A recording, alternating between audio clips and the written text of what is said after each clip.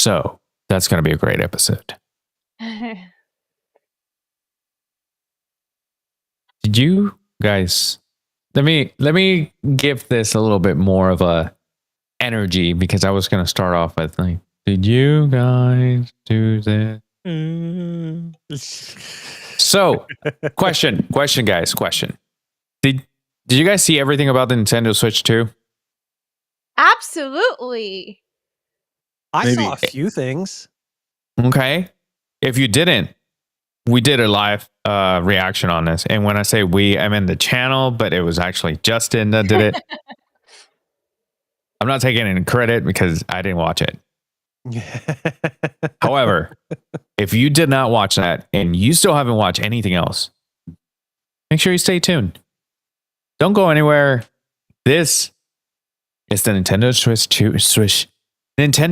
2 episode. Guys, welcome to the Nerd Archive podcast. The little guy, Bilbo or Pippin, whatever the hell his name is. Nintendo fans, I see a lot of people getting, just freaky corner.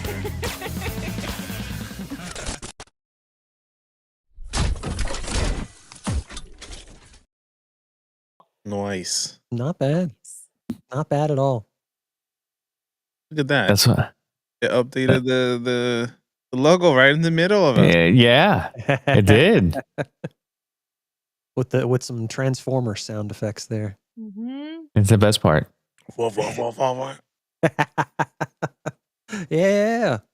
Well, y'all should hit thumbs up on that YouTube page just for that, because that was super cool.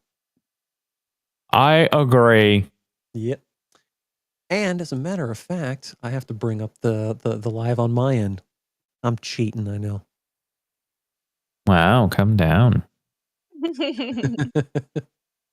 So I can hit that like button as well. I'm doing my part. I'm doing my part. Well, now I'm that doing you my do part. it. Lola's doing shit.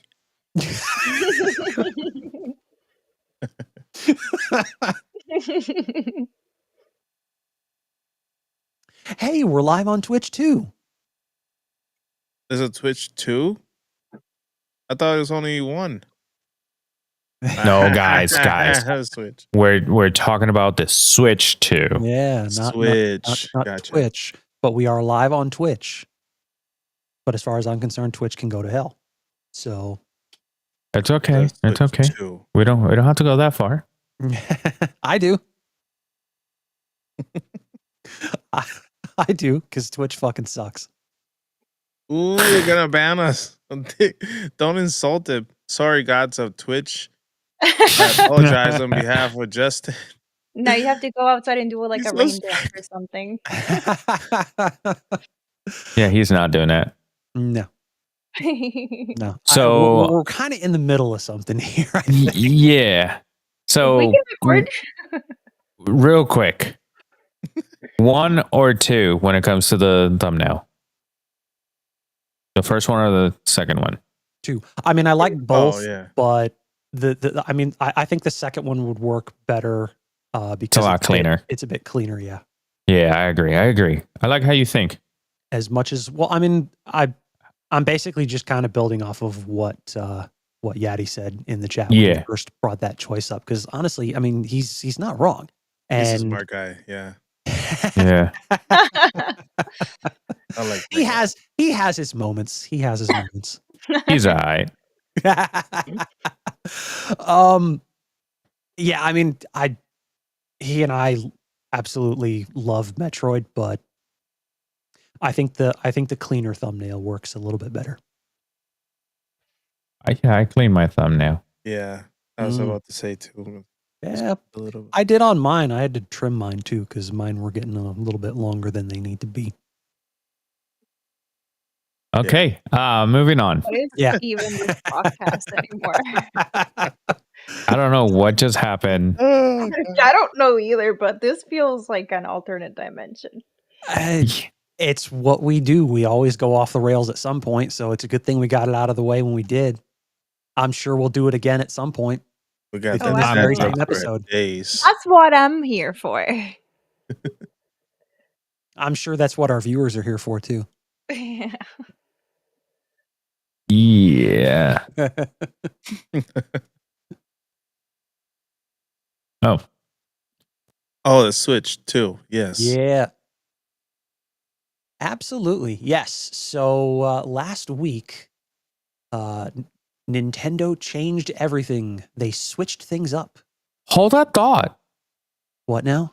You're Hold not that part of this thought. conversation anymore. Yes, I am. You know why? Because welcome to the Nerd Archive podcast. My name is Louis. As always, I have Lola, Yadi, and Justin. And like you said before, we're going to talk about the Nintendo Switch 2 and everything that is coming for like new games, new features, new style. So New controversies and misinformation, among other things. yeah, so We have a lot to talk about. so now that we have introduced ourselves, Mm. not that the logo right in the middle doesn't say who we are. Yeah. Yeah, But- pretty much. Before we start, Take it. though, I would Oh like my to God. point out. Shut up! I would like to point out two things. One, my name is not Lola tonight. Get it Oh, fucking yeah. right. Sorry. Wait. Welcome to the Nerd Archive podcast. My name is Louis, and as always, I have Yadi, Justin, and Nick Fury. Thank you. That feels better.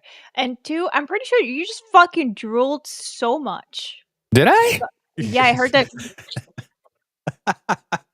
as you were talking. It's. I've been drinking a lot of water. So you're like extra drooly. Yeah. That's what Oh man, happens to you? it You was get open. hydrated. Oh man. Anyways, you carry on. Carry on, you wayward son. You were so close, but so far. Yeah, You almost don't got quit it your- right the first time. It's okay. Don't quit your day job. I wasn't planning on it. We just lost a viewer thanks to me.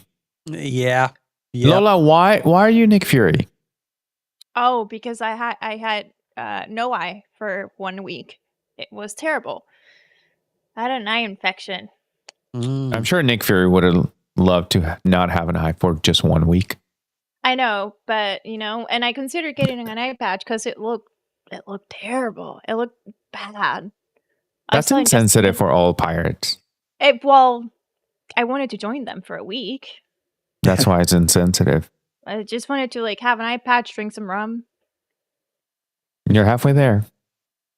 I'm halfway there. Okay. It runs in the family. So does diarrhea. Because it That runs in your genes. It runs in your genes. Now, Justin. Anyway. Yes. So last week, Nintendo changed everything. They switched things up, so to speak. What? I see what you did there. Once again, they switched things up and dropped. Well, actually, before that, they dropped the teaser and the official reveal for the Switch 2, and then they had the hour-long Nintendo Direct just last week, which was very informative in regards to the improvements that they've made over the Switch 1, and all of the incredible games and the new and improved third-party partnerships that they have fostered, and everybody seems to agree that they have done something really, really good. Unfortunately, that was kind of derailed by a lot of the information that has since come out, as well as what they are doing as far as the pricing is concerned. Yeah, let's so before we get into, where is it? I can start with the specs if we want, and then we can kind of talk about that before we get into the games. The floor is yours. So what they've I've had a lot of caffeine too. Gotcha. That works. That works. Caffeine and ADHD is a good combination, I think. All right. So just going through these real quick, since most of the people watching this probably known for the few that don't, who live under a rock, like Patrick Starr. Hey, SpongeBob. There you I'm go. wearing pink to commemorate him. Woo! You also have his brain. Moving on. Oh, I know. jeez. All right, so the CPU and GPU were a custom NVIDIA processor with support for DLSS and hardware-enabled ray tracing. An 8-inch display at 1920 by 1080p, which is also a touchscreen. It has HDR10 support and variable refresh rate up to 120 hertz, which is super, super cool. And that's handheld. That's handheld mode. It also... when it's docked, it supports 4K output up to 60 FPS. So that's a first for Nintendo. I think that's the thing that I'm most excited about. Yes, the size of the I screen. was gonna say the 8 inches. You seem very excited when he said 8 inches. You just lit up. I could sense the excitement, though I wasn't paying attention to your face. I'm about to go to Wendy's, that's for sure. I knew that was coming. Yep. The internal storage got a bit of a boost. Is a 256 gig UFS storage, and so it's a lot. It's a faster storage to basically reducing load times and whatnot, which is also why they went with the new technology for the game cards as well, which is going to severely cut down a lot of the load times. Which, I mean, if you got to see some of the comparisons for like the loading screens, especially for like the Switch 2 versions of some of the older Switch 1 games, like the Zelda games, loading times have just drastically improved. It's incredible. It's also expandable with micro SD express cards up to 2 terabytes, which the 2 terabyte ones do not exist yet. Right now, SD cards are 1 terabyte. Unfortunately, it's only compatible with the SD express cards, so your existing micro SD cards won't work with the new system. So, of course, everything new. Pretty much.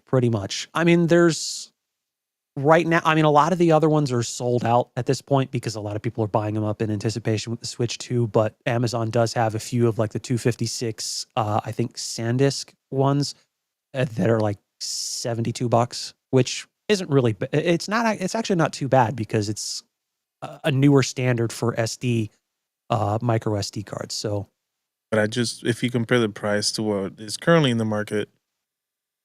I just bought a external SSD for $100 and it's 2 terabytes. Oh yeah, but you're talking about and I get that. Like you're talking about a significantly smaller form factor. I know, which you would think it might be cheaper. Not for them. Well, I mean, I imagine Nintendo's going to have their own versions of these SD express cards.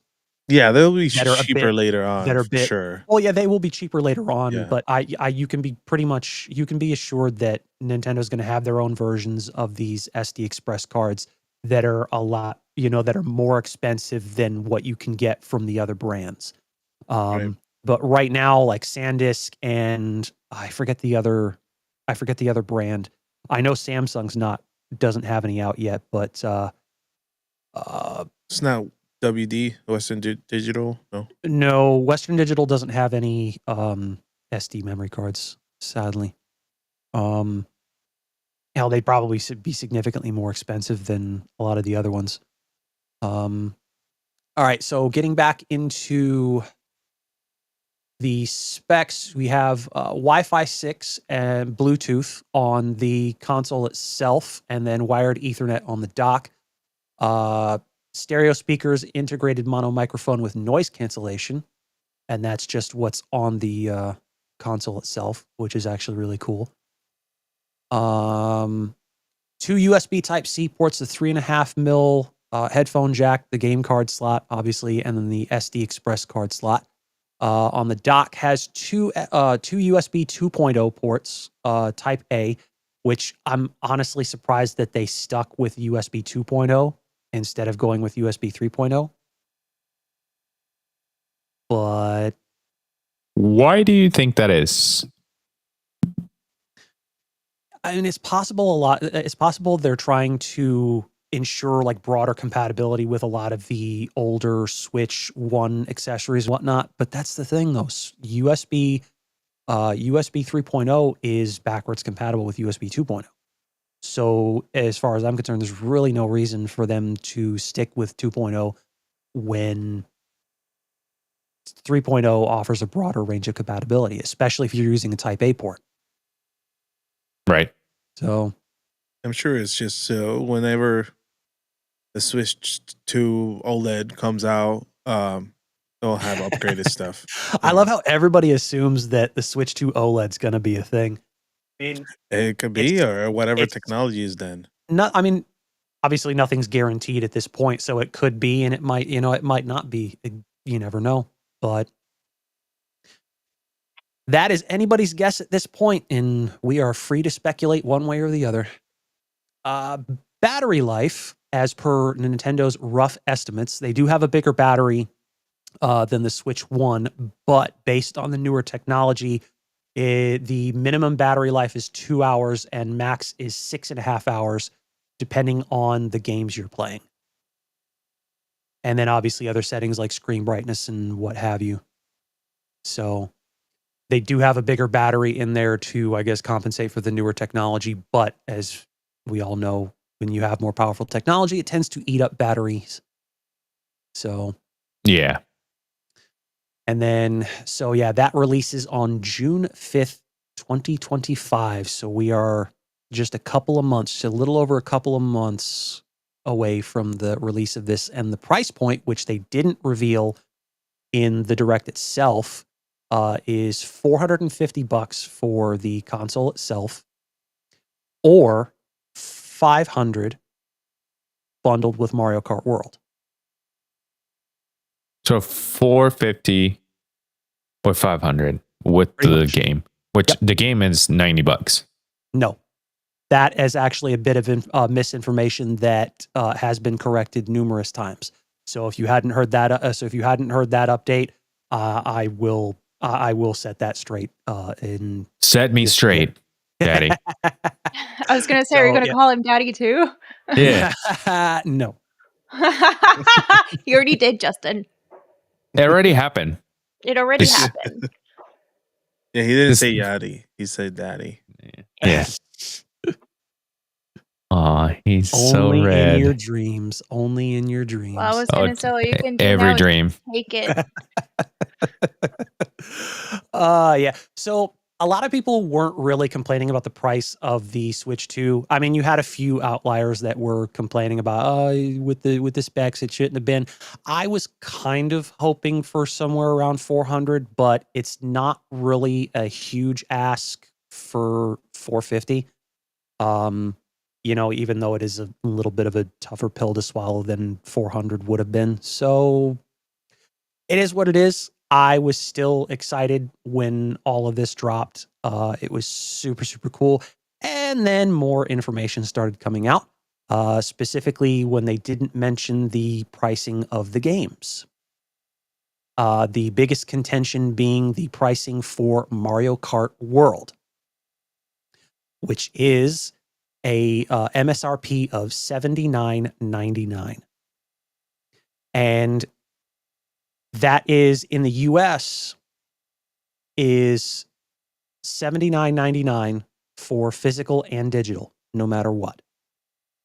Now, the reason some people are running with and believing the whole $80 digital, $90 physical is because the other regions like I think the UK and Europe have different pricing for physical and digital. And so you're seeing $80 digital or 80 euros or 80 pounds digital and 90 physical. And so some people wound up running with that and saying, Nintendo's physical games are going to be $90. No. in the US, it's $80 regardless of what version that you buy. And if I can be afforded a little bit of time to do a bit of history on that, is there's a reason that digital games, especially in the US, are always the same price as physical games. When digital distribution first became a thing and it started to come out, the initial plan was for digital games to be less expensive than physical games.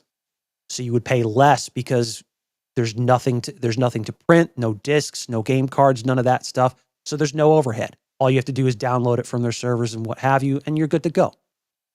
Unfortunately, retailers were like, no, they threatened, if you keep those prices lower than the physical games, then we will refuse to carry your products. And at that time, physical was still king and digital distribution was in its infancy. And so these folks thought, okay, this is threatening our bottom line. They wound up conceding that and raised the prices of their digital stuff to match physical game prices. And so here we are. I honestly believe that if publishers and hardware manufacturers had stuck to their guns and kept digital prices lower than physical prices, yeah, you probably would have seen some retailers stop carrying stuff in the short term, but I think it would have leveled out and things would have kind of calmed down and I think it would have gotten back to normal, and we would have stuff like that still today, with digital prices being a lot more palatable than, what's being charged for physical. But they didn't do that. So here we are. Which makes sense why the retailers would scream at crap. Our sales are going to drop because people are just going to rather download it. Oh yeah. Well, yeah. I mean, it makes sense to me as well, because you're basically cutting into their bottom line. So it's like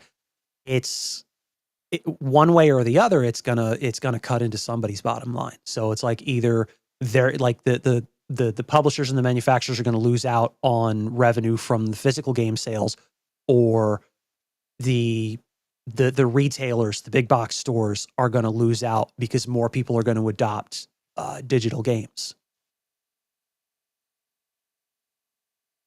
Which I completely understand, but what they don't realize is that people would rather have convenience. I was gonna say,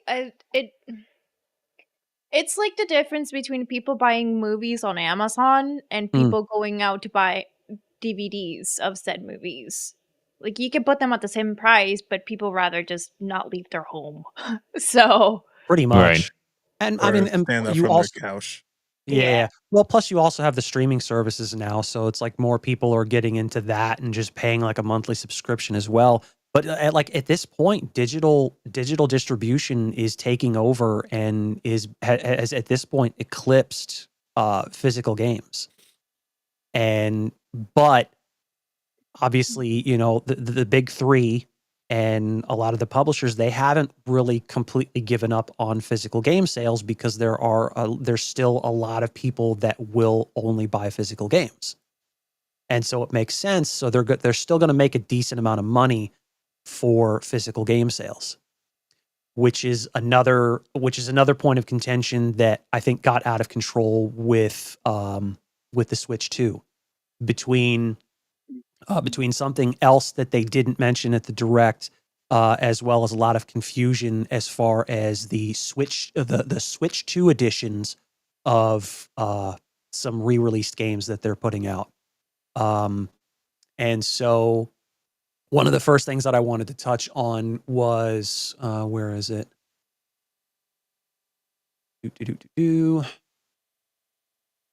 Ryan, you can go fuck yourself.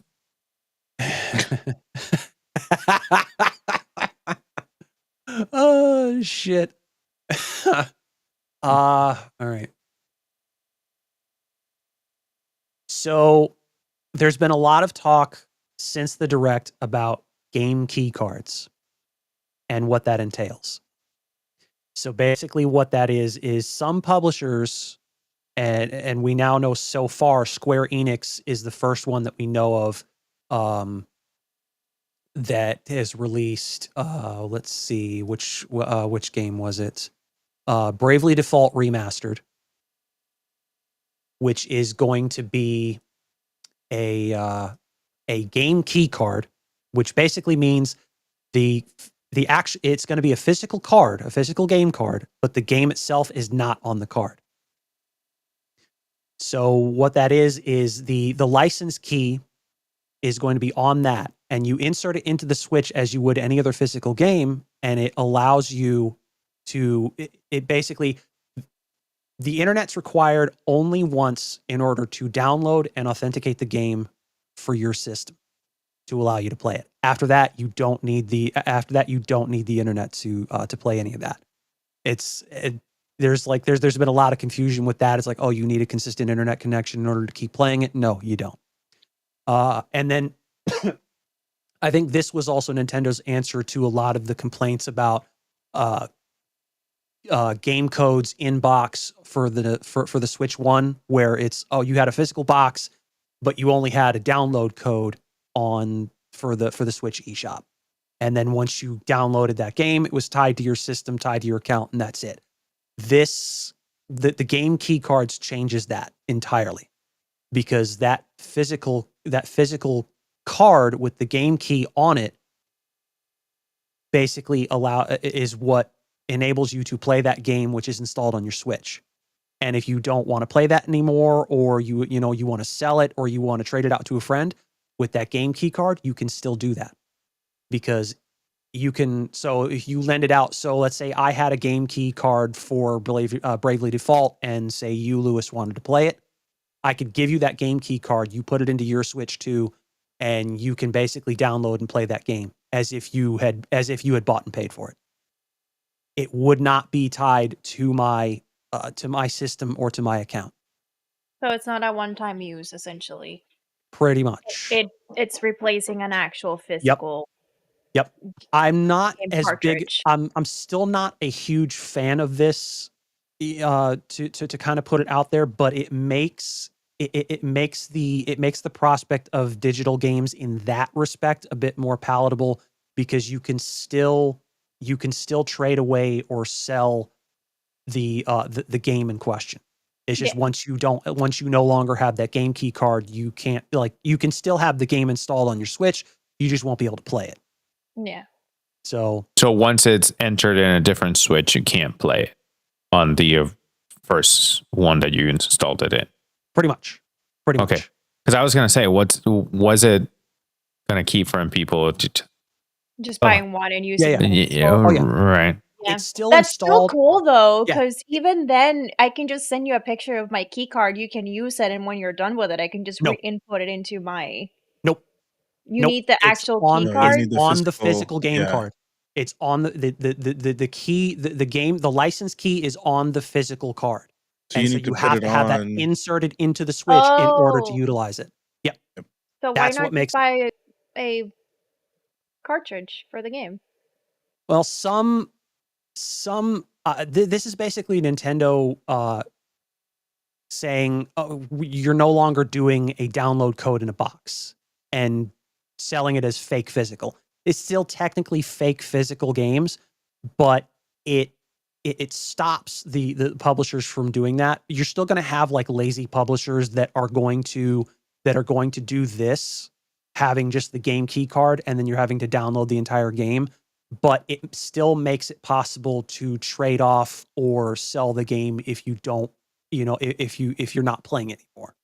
Never mind. I was like on that train, and then it's just a game cartridge without having a game cartridge, essentially. Pretty much. It's a game cartridge in a different format.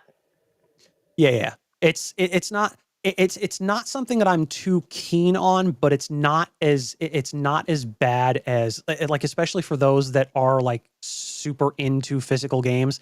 And a lot of the diehard physical games or nothing are, they're not going to buy into this whole game key card thing. But yeah, I mean, it is what it is. But it's definitely a damn sight better than what we have been getting on systems past. Yeah.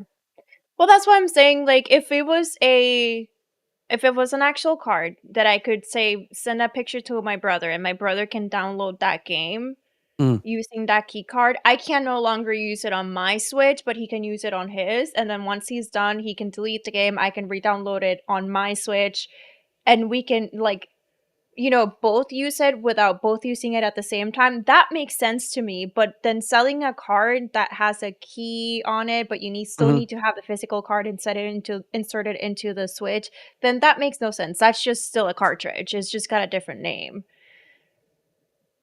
I mean, I can understand. I can understand if the trepidation or confusion and things like that. And to be honest, I honestly think that's a better way of doing it.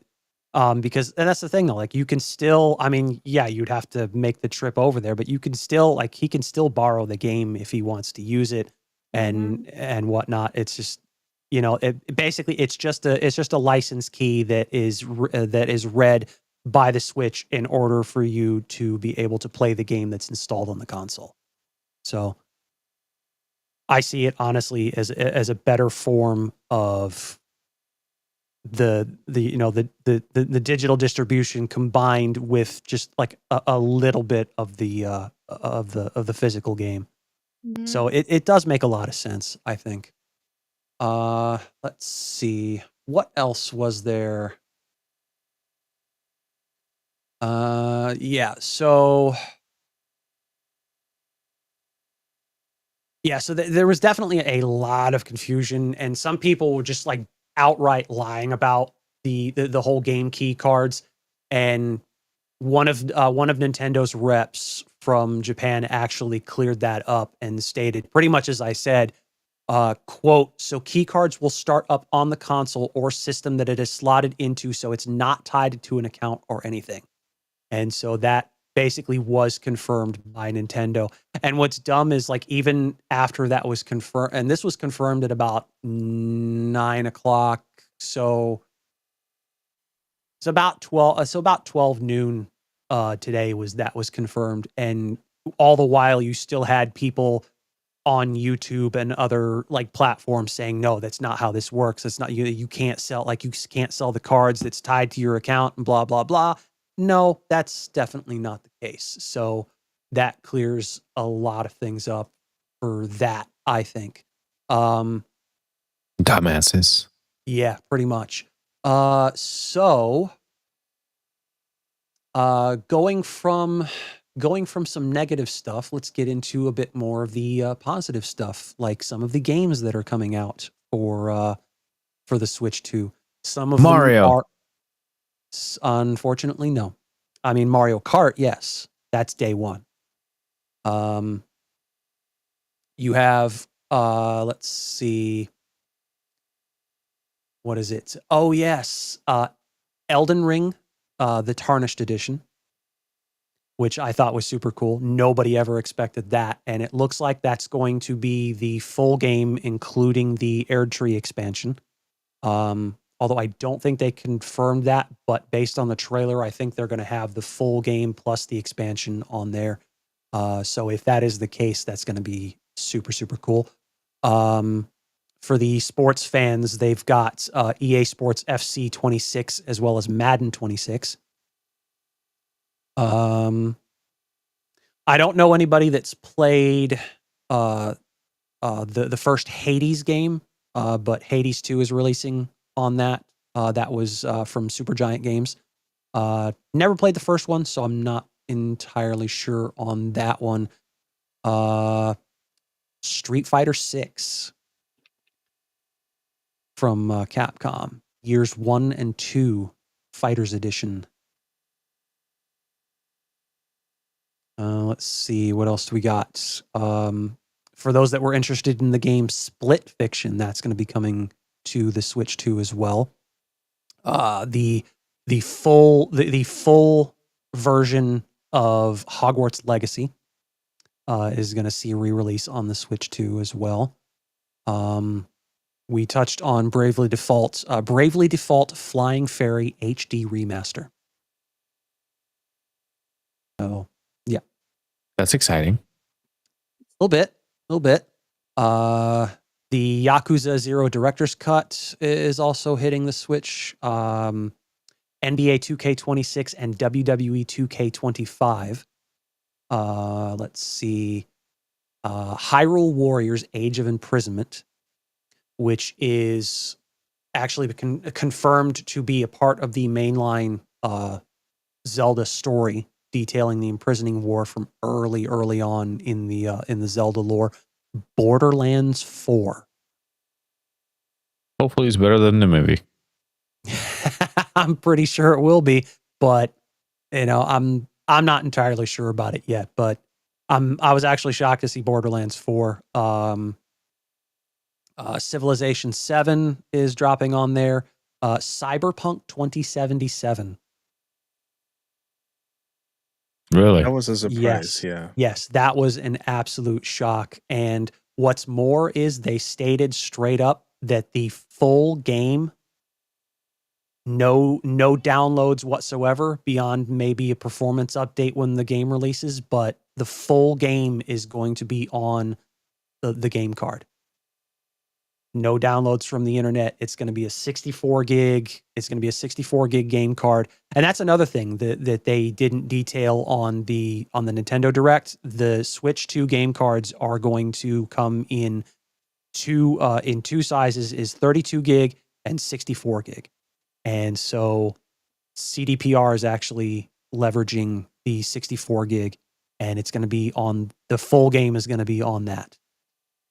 And then you also have Final Fantasy VII Remake Intergrade, I think, which is a re-release of the part 1 of the Final Fantasy VII Remake, which is most likely going to be a game key card because that's Square Enix, and that's what they do. And that's also the reason why Bravely Default is also on that, because that's also a Square Enix game, I think. But the bottom of that one, it says Clay Tech Works, but I'm pretty sure that's a Square Enix game. I mean, whoever in the chat or the comments, correct me if I'm wrong, but I'll have to look it up later on. But let's see. What's funny is like every Nintendo Direct or partner showcase, people are just like spamming the chat with where is Silksong? Where is Silksong? And they finally dropped some information on Hollow Knight Silksong, which is going to be releasing this year. They still haven't dropped an exact release date, but it will be releasing this year. So they did. So Silksong fans are going to be rather happy. Let's see. Oh yeah, there's Star Wars Outlaws, a game that nobody gives a shit about. Marvel Cosmic Invasion. I'm not really paying attention to that game at this point. I just mention it because there may be one or two people out there that actually like the game. So, hey, good for you. Yeah. Marvel Cosmic Invasion, which looks like a really looks a pretty sick little beat 'em up game. So that's going to be an interesting one. What else do we have? We have, oh yes. So this is another one that kind of came out of nowhere from Software, is a game called The Dusk Bloods, and that is a Switch 2 exclusive. I don't know if that's a full-on exclusive or a timed exclusive, but that's going to be another. It looks like I think it may be like a 2-player or so, like a Souls-like game from Software.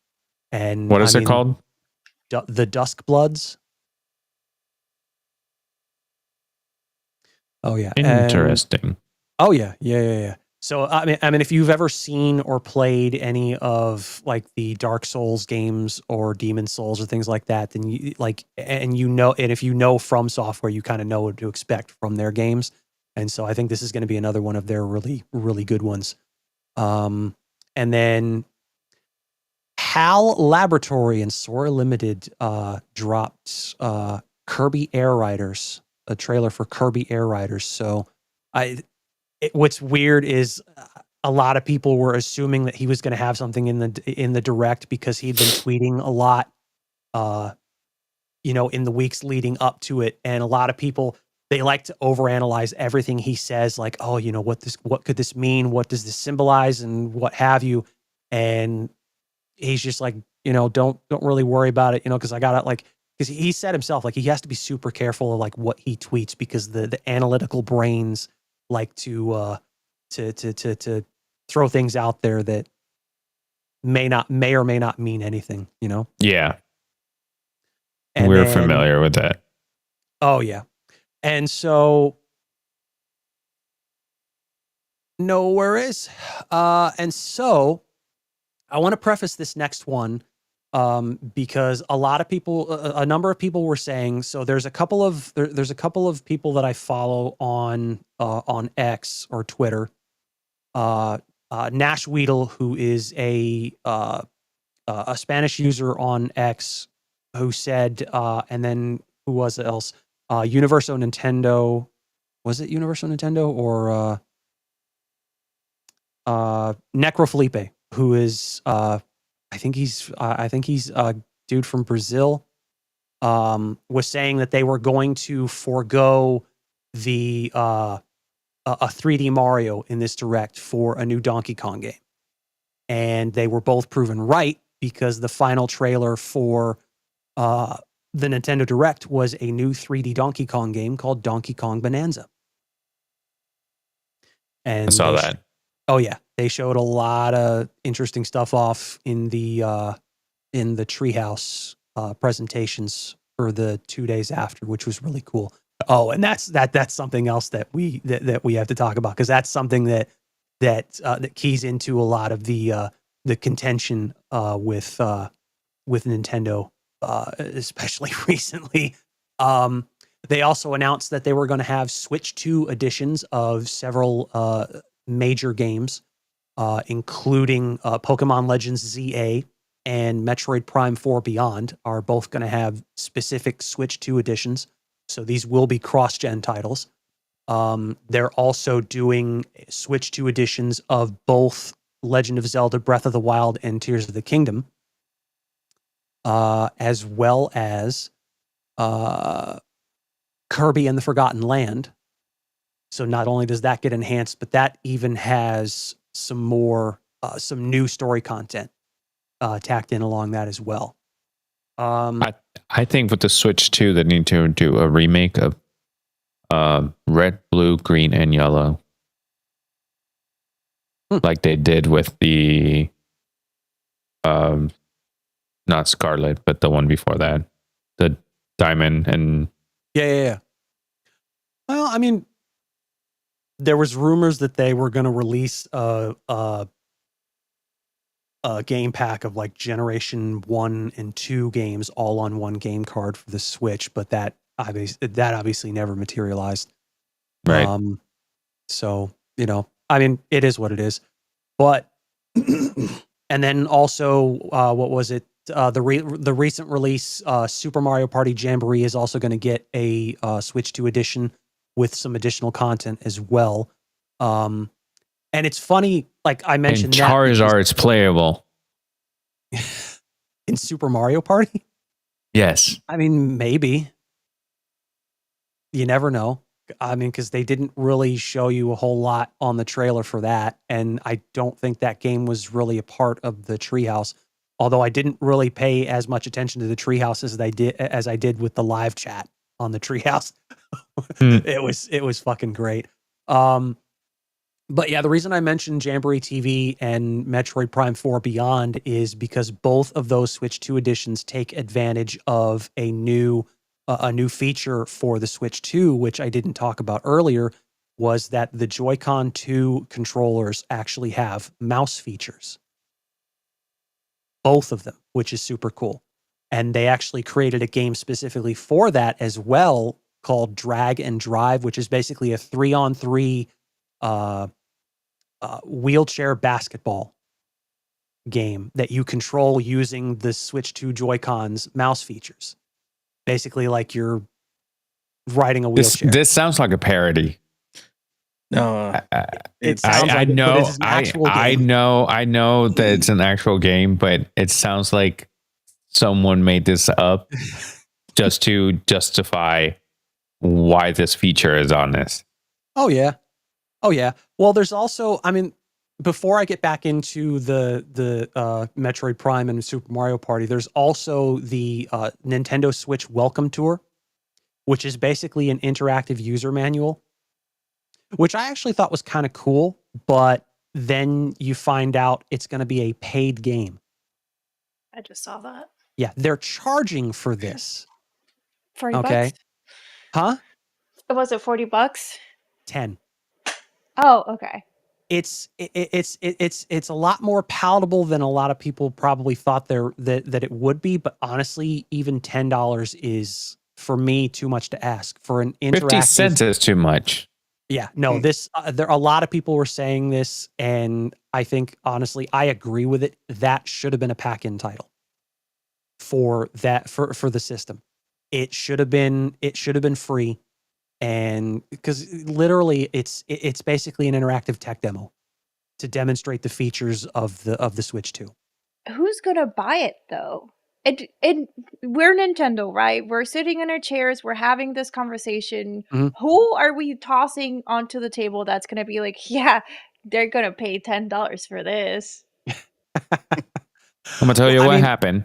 I'm gonna tell you exactly what happened. They had a bunch of interns that didn't have anything to do, and the head of Nintendo said, "Hey guys, this is for you, and whoever comes up with like actual design of this gets a job. And what we're gonna do is we're just gonna sell it. It might not sell, but here you go. This is a special project for you guys." Well, I mean, I get there's a lot of development involved in the game. You know, that's understandable, but honestly, this is why I thought Reggie Fils-Aimé leaving Nintendo of America was a bad idea, because he fought to get certain games like Wii Sports when it dropped with the Wii as a pack-in game. That wasn't the original plan. That was never supposed to happen. Reggie fought to have them get that as a pack-in game, and I think they did the same for Nintendo Land, because I think they kind of knew that Reggie was going to say, "No, this needs to be part of the Wii U experience. It makes sense doing it that way." And he was really cool about, because I mean, it makes sense. It's a pro-consumer move. You get people to see, okay, what the system can do and all of that, and you don't have to spend all that extra money. And so, so I get there's development involved and a lot went into that game, but it still should have been a pack-in title. There's no question. So, Agreed. yep. And so the reason this mouse control thing I thought was pretty cool, especially when you consider a game like Metroid Prime 4 Beyond, is that gives people that wouldn't otherwise have gotten into it a taste of what PC game controls would be like, because you're using the left Joy-Con basically to kind of strafe around and whatnot, and then you're using the right one as the mouse to move around and shoot and whatnot. And so that basically kind of gives you a little bit of an idea of sort of like the PC mouse and keyboard style controls. When I saw that, it gave me like arthritis right away. Like, well, it yeah, seems so uncomfortable. I know those like Joy-Cons are actually bigger than the original ones, but that like But you're gonna have to hold it like this. Yeah. I can see how it might be like somewhat uncomfortable for some people, because, you know, I mean, not everybody's hands are created equal. So, you know, and also like it sounds like a great addition to the console because it is unique. But who plays the Switch like on a desk? You know, not a lot of people. I'm not saying not everyone, not there's no one, but you know, Who? Not know anyone. enough. I think not enough for them to be able to justify very many games, because I think that's a feature that is probably not going to see the light of day on very many games. So I likely won't use the mouse controls on Metroid Prime 4. Like that is highly, highly unlikely. And I likely won't be buying Drag and Drive, because I don't have enough. I don't have enough space on my desk to do that, to be able Right. to control the whole thing with the two mouse controls on both sides. It just doesn't make any sense for me unless there is a control scheme for the Pro controller. Then there's no, like, that's a Drag and Drive is a non-starter for me. So Like that game that they have with the wheelchair stuff, like it looks cool. Like the oh way you yeah, it turn and all that absolutely does. stuff. Like if you haven't seen the actual trailer for the game, Mhm. watch it. It looks pretty cool. Oh yeah, But it seems like the one game that you yeah, you will do, yeah. you have to go like this in Uh-huh. order to go forward. Yeah. To turn. It reminds So- me of when Xbox first released the Kinect. That they released a couple games that you can use it, Mhm. and then that was with the 360. Yep. Now, when they released it on the Xbox One, they give it other features to the Kinect. Mhm. Like you can talk to it and things like that to make it more interactive, because people weren't using it for what it was intended for. Oh Like, yeah. People bought it because sometimes it came with the console, but then it just became just sitting there. You know what I mean? Yeah, that was the only feature that Pretty I much. liked about the Xbox when I bought it. That you can talk to it and like No, I a mean, personal like, assistant. Just having the Kinect actually, Oh. like to Mhm. actually play games where you're being physical and whatnot, like doing Right. exercise. That's it. But a lot of people used it the first time, they like the first couple of weeks, and then Mhm. eventually they moved on to a different game that didn't need it. Right. And so I feel like that's what's going to happen with this mouse feature. I would tend to agree. I don't think you're going to get too many games beyond these 3 launch titles that utilize that feature. Like maybe 1 or 2 more, and then that feature's just going to sit unused, and that's pretty much it. Like it's the same thing, like it's the same thing for the 3DS. You had glasses free 3D on the top screen, and literally like almost nobody that had this system used it. I rarely used it outside of games that were like specifically designed ground up for that game. But even then, I didn't play the whole game that way. It was just like, oh, cool, this is neat. This looks a lot better. Because some of the games that first came out for the 3DS, trying to take advantage of the 3D was just ridiculous. It was just like, this doesn't feel right, you know? It used to give me But- headaches. I So didn't I really always get, had it off. oh yeah, like- yeah. I didn't really get headaches. It's just like this doesn't look right. This doesn't feel right, and I don't like it. So I turned it off. And then the games that were specifically designed for it were a hell of a lot better. But after a while, it's just like, okay, the novelty wears off, and then you just turn it off and you never use it again. This Right. is gonna go the same way, I think. So let's see. So keeping on the Nintendo Switch 2 edition versions of some of these games, there's been a lot of controversy and misinformation going around about how these games are going to be packed. Some reports based on would say people that probably don't really know everything about about how the Switch 2 games are going to work. Especially within like Nintendo's support team, or supposedly Nintendo's support team, are saying that the Switch 2 edition games are going to be the Switch 1 game card with the Switch 2 edition download code packed in the box. And so a lot of people, and if that were the case, which it's not, I think a lot of people would have been justifiably pissed, because it's like, for them, it probably wouldn't justify, the additional cost in the game, I think. And so, and this is where I have to say I have to give a massive shout out to Nathaniel from Nintendo Prime, because he actually did his due diligence before anybody else did. And what's stupid is people are still running with the bullshit story. Even after the people that I expected to look into it finally did. Nate actually did, and did a good job of clearing all this stuff up.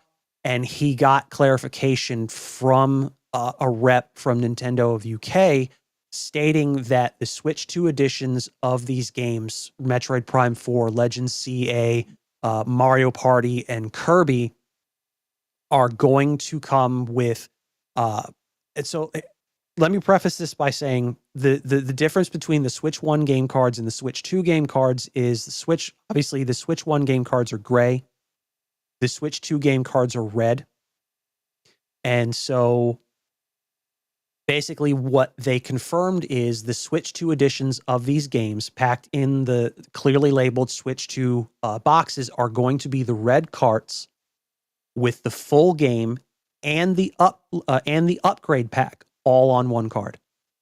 No download code, none of that. It's all pre-installed on the card, ready to go, nothing else needed. The issue is, people have been and are still running with the same story. Oh, nope, that's not how it works. It's going to be a download code with the Switch 1 game. No, it is not.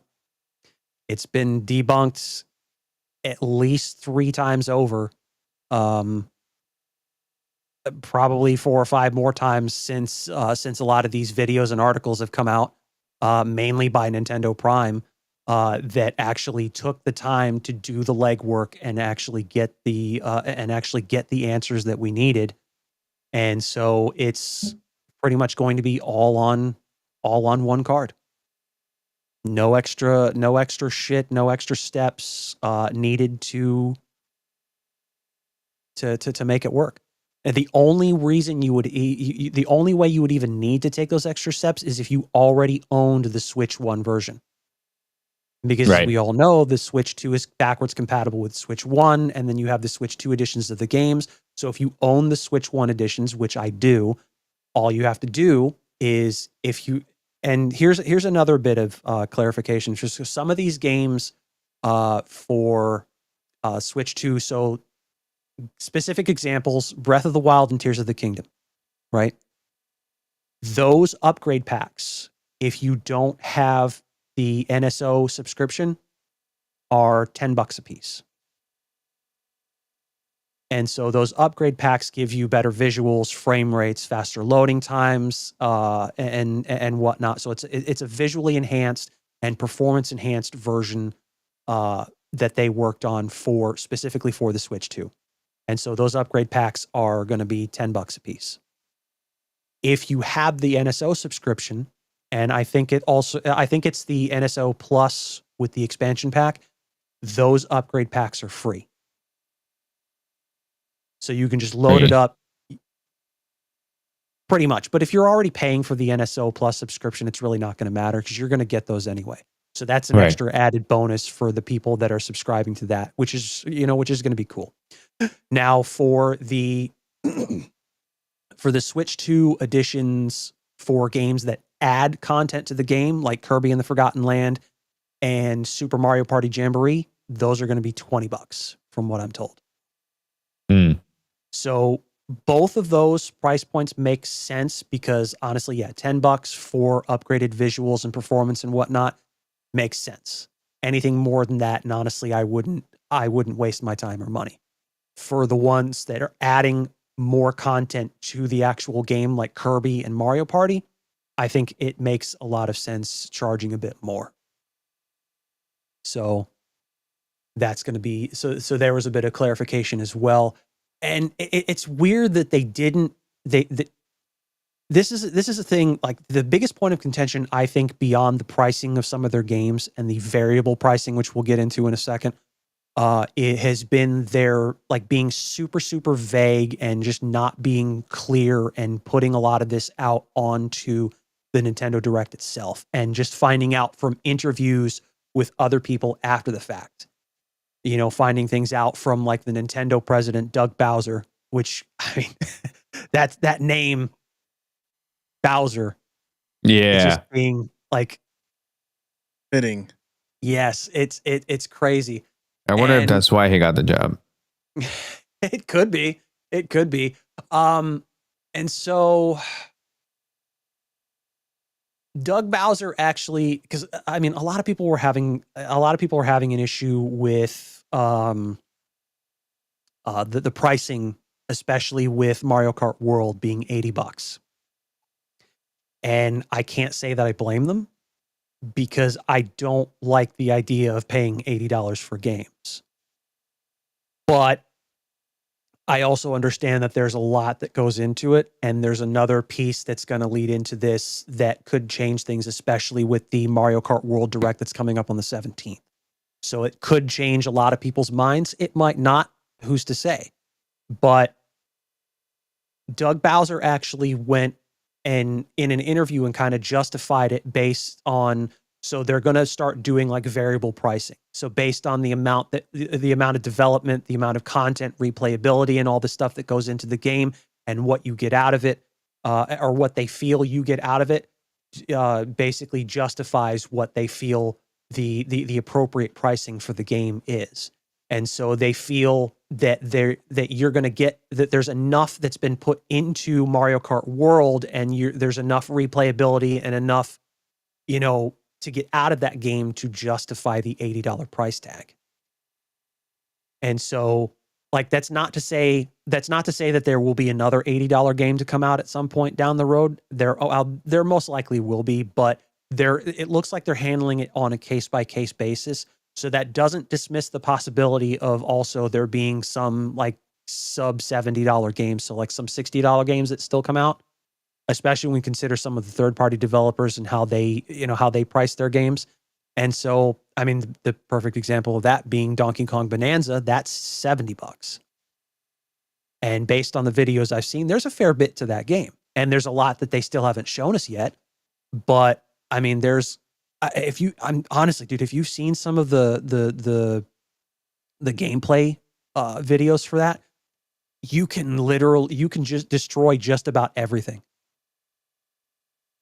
Like there is like everything, like just about everything is destructible. You honestly, once we're finished here, you ought to go and take a look at that. That's actually a game that I want to get. Unfortunately, I don't think it's a launch day title. I think it's coming out a little bit later after launch, but I think it's going to be a game that a lot of people are going to want to play and a lot of people will enjoy. I feel like this is the Mario Odyssey of the Switch 2. Oh yeah, I think so as well. And it's also the first 3D Donkey Kong game since Donkey Kong 64. Yeah, I was gonna say too. Like it's been a minute since Donkey Kong game. And that's like a the good weird one. thing though, because that Donkey Kong 64 didn't really go over well with a lot of people. Which, to me, I don't really understand why. I did enjoy it, you know, janky controls aside, but I actually enjoyed the game. It was a fair bit of fun. But yeah, let's see, what else do we got? Yes, so speaking of, getting into the last bit of what we have for Mario Kart World and the Switch 2. So obviously Nintendo announced that there's going to be a Mario Kart World Direct on the 17th of this month. I'm definitely going to cover that. It's going to start pretty much at the same time as the Nintendo Direct did, so it's going to be like 9:00 in the morning. So if I happen to have that day off of work, I'm definitely gonna cover that. If not, then we can cover that, at some other point. But either way, we'll definitely cover it. But some information came out from Nash Weedle, who dropped a tweet yesterday at about 4:00 yesterday afternoon. And it's in Spanish, so I had to translate it. And so it translates basically as stay tuned for the Mario Kart Direct, or Mario Kart World Direct on April 17th. It looks like they're going to have some tidbits to tell us that will shut some mouths.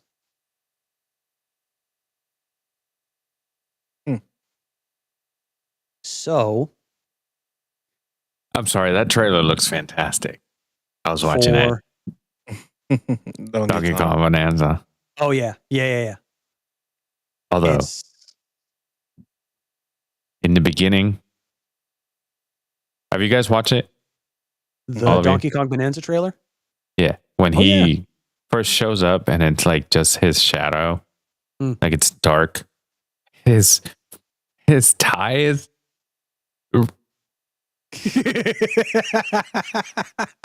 you would go there. No, now that I said that, you're gonna watch that, you're gonna be like, oh my god, it does look like that. You'll never see you'll never see it the same again. I promise you. Yeah. So we're gonna watch it together. It's only 2 minutes after we're done. Because I wanna see your reactions when you see it. But carry on. I've seen the trailer, but knowing what you've said now, I'm definitely going to see it, and I won't be able to see it any other way. And that's gonna it lives rent free in your head now, and it will probably live rent free in all of our heads as well. So do be prepared, folks. You're gonna see some shit.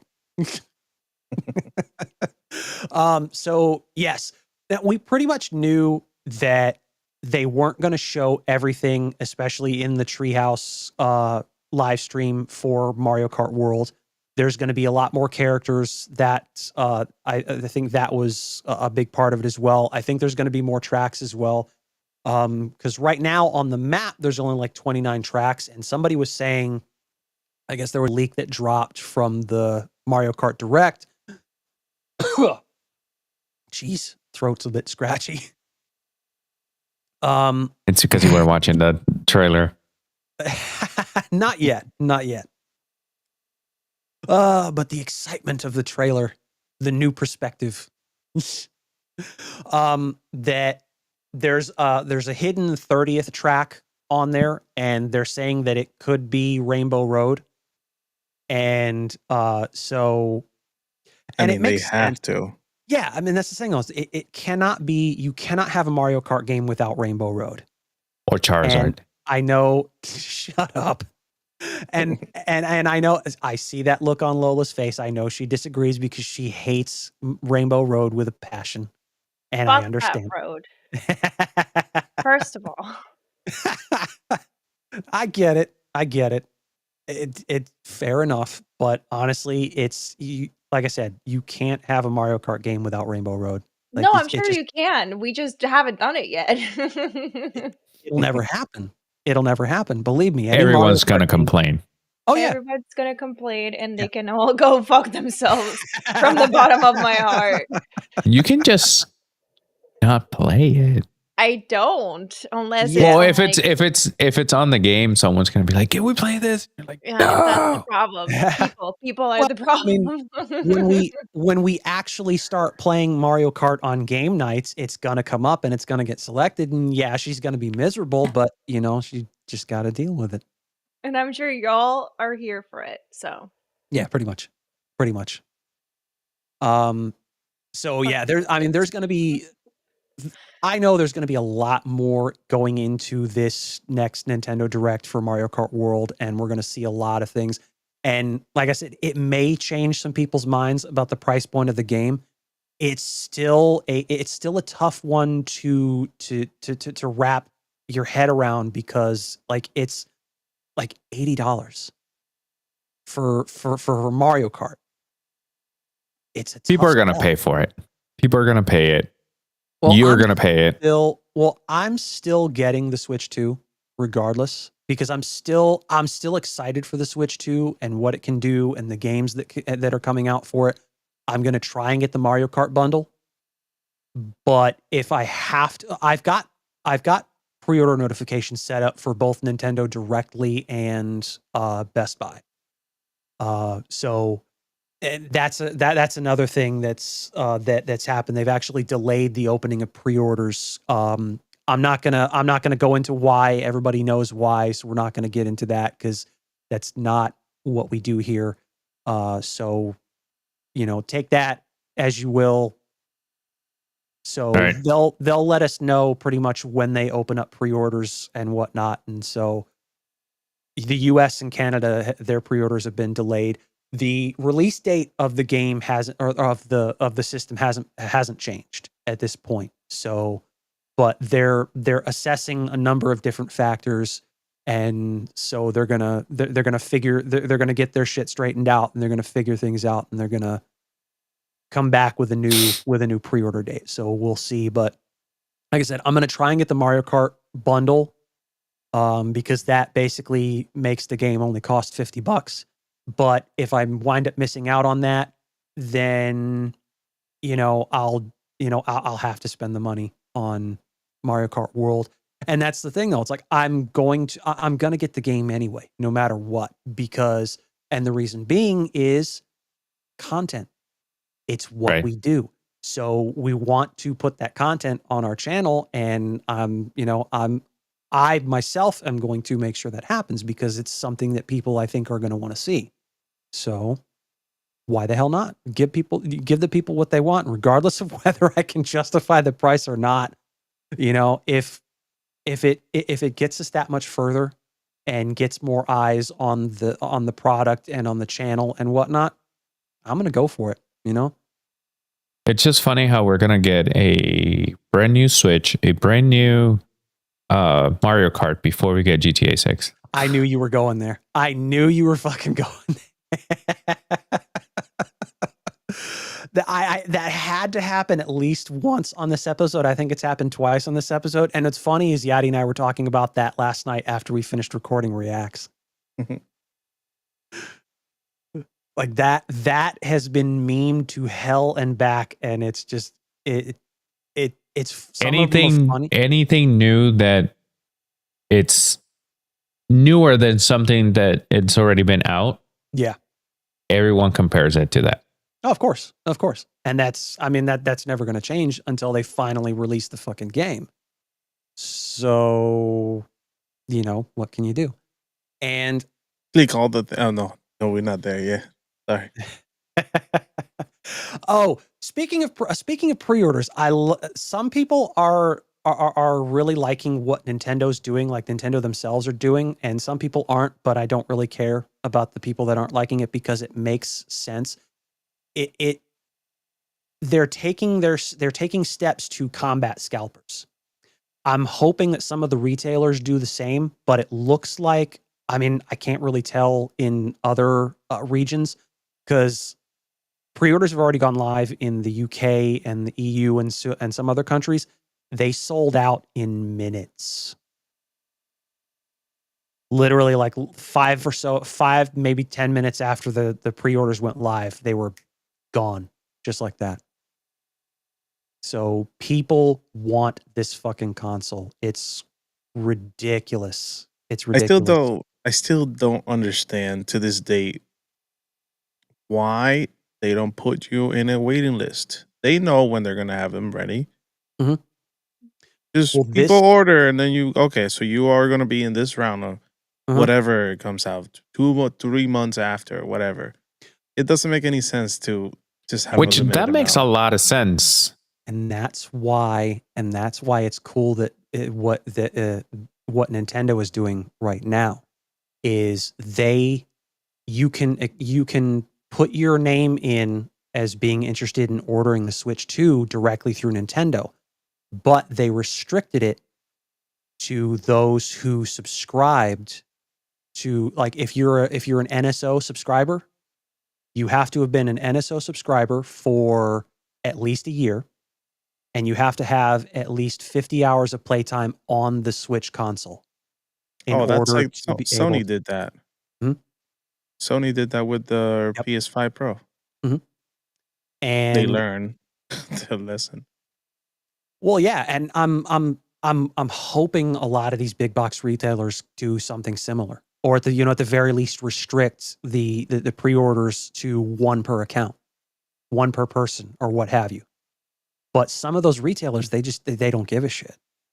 So it makes it difficult for the people that want the console to actually get it, because you have so many people just snapping up dozens at a time and then turning around. Hell, there's already UK pre-orders popping up on eBay for like $100-$200 above retail. It's already happening, but I'm telling the viewers, like, right now, like, don't, regardless of how much you want this console, do not give scalpers what they want.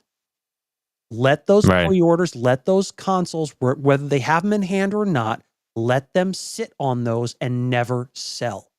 If you have to wait a little bit longer, do it, but make sure you get it at retailer. Don't give these assholes what they want. Let them lose money on it, and then and force them to have to sell them at retail or at a loss to punish them for doing something stupid like that. Because every time people give in, you give them more incentive to just keep doing that. So that's why I agree with what Nintendo is doing as far as their pre-orders are concerned. It's like, if you want to get the console, you need to fulfill these requirements, as it should be. And it's pissing a lot of people off that don't subscribe to the NSO subscription, but oh well. Then take your chances with the other big box retailers. I think that the console companies, they need to come down on these retailers and tell them, we're not going to sell them to you if you don't put restrictions. Yeah, but some of these companies, because we talked about this. We talked about when we talked about like the early days of digital distribution, how retailers were threatening to not carry products if they did, what they did. I wouldn't put it past any of them to be assholes like that and say, no, you can't tell us what to do. If you want to put these restrictions on us to tell us how we can or can't sell our merchandise that we buy from you, then we're just not going to sell your merchandise. Well, I wouldn't put it past a lot of these companies to do something stupid like that. At that point, I would just sell them limited stock. If that's the way that they're going to do it, like, hey, you have 500 units to sell. If you want to sell them all in one go, fantastic. You're not going to get any more of that until the next drop or something along those times, along those lines, because of scalpers. If you're just going to buy it all in one go, then here's one person buying everything. Oh, absolutely. Which is, I understand you guys' point of view of like the retailers standing up and saying, no, then we're not going to sell them. At the end of the day, when the Switch 2 comes out, that's what people are going to want to buy. Mm-hmm. Yeah, regardless of where they get it from. That's my point. If you give them limited stock, then hey, you can buy it through Best Buy, or you can just go directly into the Nintendo and just get it through there. Did you change her name? Yes, she did. I did. I just realized I wasn't paying attention. How many times have you changed it? Just the once. Okay. I have one more though. Now that you've noticed. Yeah. Oh yeah. No, it's. Honestly, yeah. I think it should be, and like Ronald Sheldon in the chat said, hello Trey, how you doing? I think one per address. Yeah, no, it makes sense. Like one. Well, right now he's facing kind of the same thing with like Pokemon cards. He can't get shit from anywhere because scalpers are buying everything. Of course, that's what I mean. Just give people limited stock, and if you can't get it from there, then. Well, I mean, but therein lies the thing. Like the Pokemon company is actually starting to do the same thing. So if you see, like, you've seen videos of a lot of those kiosks where you get people standing in front of the damn things, and the name. What? Oh, wait. They're name changing. Oh, I had something blocking it because the last time I saw it was she was Alistair Moody. Yeah. Yeah. Um, but yeah, no, you see like videos of like the kiosks, like with the big screens on them, and people standing in front of them waiting for like the restocks to happen, where they just go in and they block people from the machines, so you can't, like, they will physically shove people away from the machines so that they can get in there and just buy up all the stock, and nobody else can get anything. And so they're basically just grabbing it all in order to just resell or open a few to try and get some of the rarer ones so they can sell those off for even more money. You know, like the trading card game collecting thing has just gotten out of hand, especially with Pokemon. Like, it's so fucking ridiculous. It's beyond belief. And I'm glad that I don't collect any of that stuff anymore. You know, I mean, beyond like the amiibos, and even that was kind of an issue for a while. Like when the I remember that. when the amiibos first came out, when like the Wii U was a thing, and it was just like certain ones that were like so difficult to find because they weren't in print anymore. And then all of a sudden, oh look, there's a reprint now, and like the originals just became worthless by comparison. And it's just like, haha, good for you, because now I was able to get one. But but now they've changed, like the Pokemon Company have changed that actually, and on the kiosk you can only get one. It's like you can still get multiple packs, but you can only get one per purchase of each particular pack. So you can still go in and select multiple packs, but you can't select multiple to try and buy everything up in the machine. So that keeps people from, should keep people from doing a lot of that stupid shit. And same deal with consoles. I think honestly it should be the same deal. Honestly think it should be the same deal with everything. Any and every console manufacturer, people unplug the machine to set the limit. Huh, I did not know that was a thing. To reset the limit. So another thing that Trey was said that they were doing is like, or some places are doing, is like, hey, you can only buy 2 per, which, like you said, if you limit the people, then you can, you know, more can get. And if they have more stock at the end of, you know, the line, then you can redo the line and buy 2 more. But by the end of that, there's nothing left, so you're not going to be able to just buy all the stock either way. So you're giving more people the chance to be able to purchase, you know, to get whatever they're trying to collect, but either like, yeah, because at the end of the day, people are still going to buy it, or they're going to sell their stock. Oh yeah. Well, for me, like you said, 2 per visit, I would put an even further restriction on that, 2 per visit per day. So you can't just go walk out the store after you've bought your stuff, come back in and buy 2 more. It shouldn't work like that. Now it's like, okay, you bought your 2 for the day, you're done, goodbye. You come back in 24 hours. Though. The lines are so long, by the time that you get back, you know, to the desk, there's nothing left. But at least in that way, it lets a broader number of people get what they're after and be able to buy what they're looking for, instead of having to deal with everybody. Well, hello there, Miss Murdoch. Yes. I'm really enjoying this. It's great. But yeah, no, I honestly, I think more of these retailers and, you know, and console manufacturers need to adopt this way of doing things. You know, PlayStation did it with the PS5 Pro. Now Nintendo's doing it with the Switch 2. The retailers need to follow suit. Some of them probably won't, but you know, it is what it is. And just, it needs to give everybody a fair shot to get what they want, because nobody wants to pay these insane markups. 400 over the limit. Like at that point, you might as well just buy it used, and you'll pay for less for it. Hell, it's some ridiculous. Some people sell used stuff on eBay for more than you would ever find it new, which is just weird. Fuck but that, it's you know, used. Your grimy paws were on it. I don't know what you did. You jerked off and then touched your Switch. Get out of here.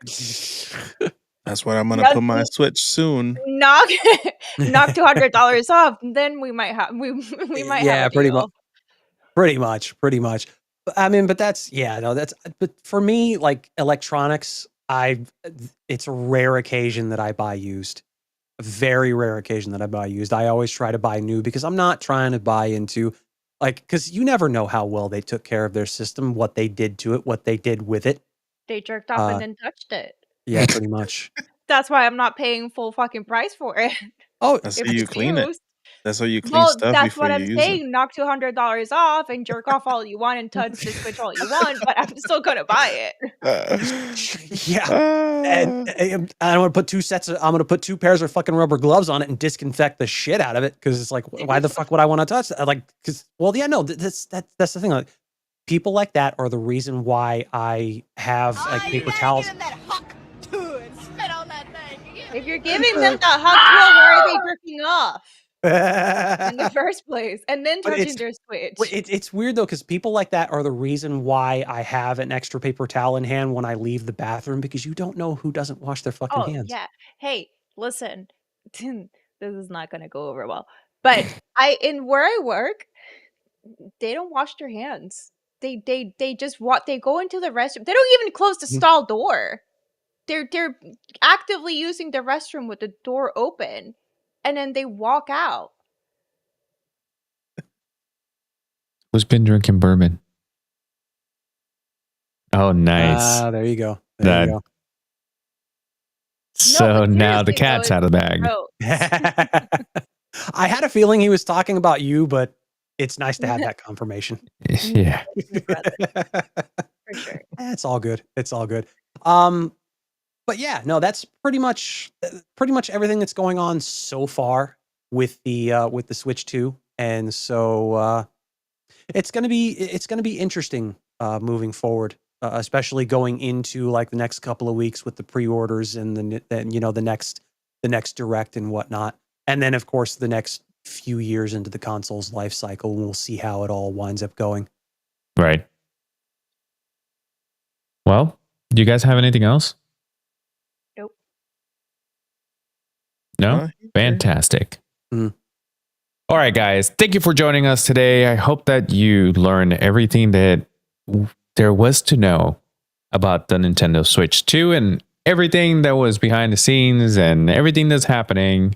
And if there are any more questions beyond this that you guys have, for the people in the audience, throw it in the comments section, or you can join us on Discord, because we're always over there and we want to hear from you, because we like talking about this stuff, So like any other like news tidbits and whatnot that we didn't cover, or something, stuff that comes out within like the next few days or the next few weeks that you want to talk about, hit us up on Discord.